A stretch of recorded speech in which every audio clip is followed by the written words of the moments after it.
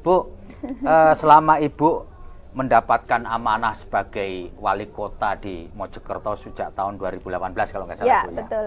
Sudah hampir 4 tahun ini, yang tidak bisa Ibu lupakan apa? Selama 4 tahun memimpin kota Mojokerto itu yang wow gitu menurut Ibu sendiri apa?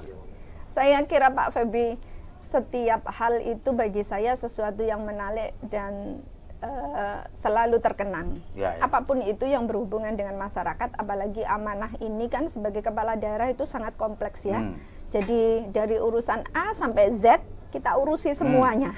Dari urusan bangun tidur sampai tidur lagi. Kepala daerah itu ngurusi semuanya.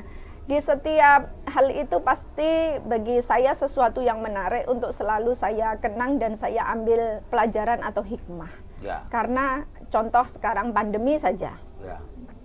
Pandemi saja itu bagaimana kita hampir di jam istirahat kita itu selalu terganggu oleh urusan yang berhubungan dengan masyarakat. Itu kan harus ada keikhlasan. Kalau tadi saya menyebut terganggu, ketika kata terganggu itu kemudian kita tanamkan di dalam hati dan pikiran kita, maka kita kerja tidak akan merasa enjoy. Bu. Karena yang merasakan digangguin terus, nah gitu. Tapi kalau kemudian kata terganggu itu kita ganti dengan bahwa ini adalah sebuah amanah ketika kita bisa menolong orang, membuat orang yang panik, kemudian resah, tergantikan dengan senyuman, ketulusan ucapan terima kasih karena terbantu.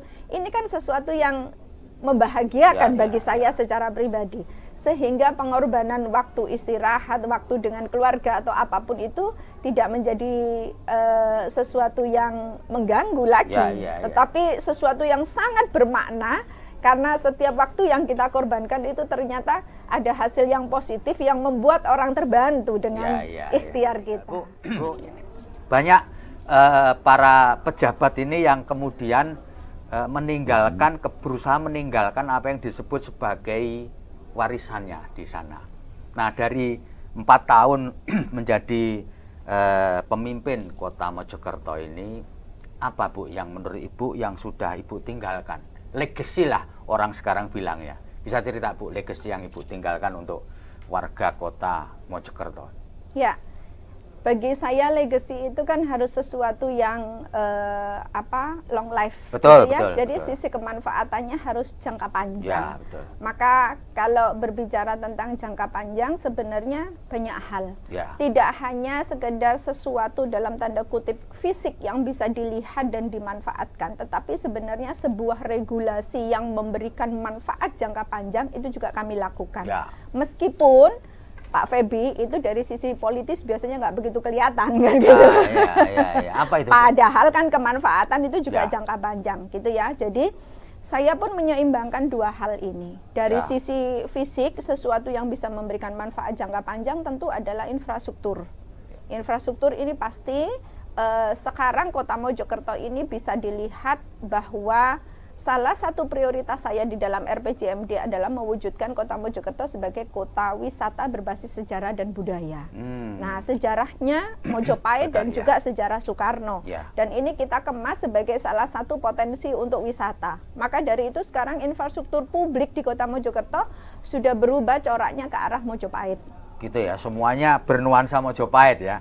Ya, jadi ini berbicara infrastruktur gitu ya. Sehingga tapi sekarang mesti harus ini dong Bu ya. Harus kolaborate sama kabupaten dong, ya kan? Karena kan lokasi yang diyakini sebagai keratonnya kan berada di wilayah kabupaten ya Bu ya. Betul. KSPN Mojopahit kan ada di Trawulan. KSPN KSPN. KSPN Mojopahit ada di Trawulan. Kami ini sebagai penyangga, jadi sebagai tempat untuk penyediaan berbagai sarana prasarana pendukungnya KSPN Mojopahit itu. Dan kebetulan Ibu mimpin wali kota di Mojokerto, kabupatennya masih bersaudara dengan Ibu juga kan, Bu Bupati Mojokerto kan.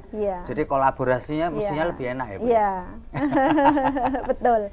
Nah, jadi itu infrastruktur kita rubah semuanya sekarang bernuansa atau desain Mojopahitan, sehingga kelihatan berubah gitu ya. Secara bertahap setiap tahun pasti ada anggaran yang kita alokasikan ke sana, sehingga mungkin kalau setahun belum begitu kelihatan, tapi kalau sekarang 4 tahun kan sudah banyak, itu bisa dilihat area-area publik mulai dari taman, jembatan, Kemudian di kantor-kantor publik itu semua sekarang sudah pagar Mojopahit dan bangunan dengan arsitektur Mojopahit. Ya, itu ya. Nah, kemudian kalau yang dari sisi non infrastruktur gitu ya, kebijakan, tetapi insya Allah ini juga membawa manfaat jangka panjang gitu ya. Meskipun tadi saya bilang ada sisi negatifnya di sana, kami membuat pendidikan dan kesehatan yang semuanya gratis. Dan itu kita sinergikan juga dengan beberapa pihak stakeholder di luar pemerintah Kota Mojokerto. Contoh sekarang begini, Pak Febi, kita tahu ya, kalau yang namanya Society 5.0, kemudian Industri 4.0, dampak positif kita semua sudah pada tahu. Yang kita nikmati hari ini dari kehidupan pribadi kita kan sudah berubah total gitu ya, dari dibandingkan zaman kita kecil gitu ya. Nah, tetapi dampak negatif apa yang membuat anak-anak generasi Z ini sekarang sudah komunikasi, interaksi sosial ini sudah sangat jauh menurun atau terdegradasi dibandingkan kita zaman dulu, karena kurangnya bersosialisasi secara tatap muka gitu. Mereka justru ini menumbuhkan dampak egoisme, kekurangpekaan sosial, kemudian mudah masuknya pengaruh-pengaruh negatif dari budaya luar ke kita. Sekarang banyak sekali anak-anak usia belasan tahun yang seharusnya dia laki-laki tetapi dandannya menjadi keperempuan-perempuanan dan sebaliknya. Ini kan tidak bisa kita pungkiri, tugas kita bersama sebenarnya menyelamatkan mereka, mengembalikan mereka kepada jati dirinya bahwa kita ini loh Indonesia, kita ini loh sebagai makhluk yang beragama, apapun agama kalian. Maka ini kita upayakan dengan bersinergi. Contohnya kami dengan Polres, dengan Kejaksaan, dengan BNN, dengan akademisi membuat satu program untuk tim pendampingan keluarga. Jadi mereka tidak hanya diberikan pendidikan formal di sekolah, tapi sampai di rumah-rumah juga mereka kita dampingi. Per Dasawisma itu kami ada tim pendamping keluarganya yang lintas stakeholder. Ini sebenarnya kalau kita telaah lebih jauh, ini dampaknya memang tidak bisa dilihat setahun 2 tahun. Puluhan tahun ke depan kita menyelamatkan.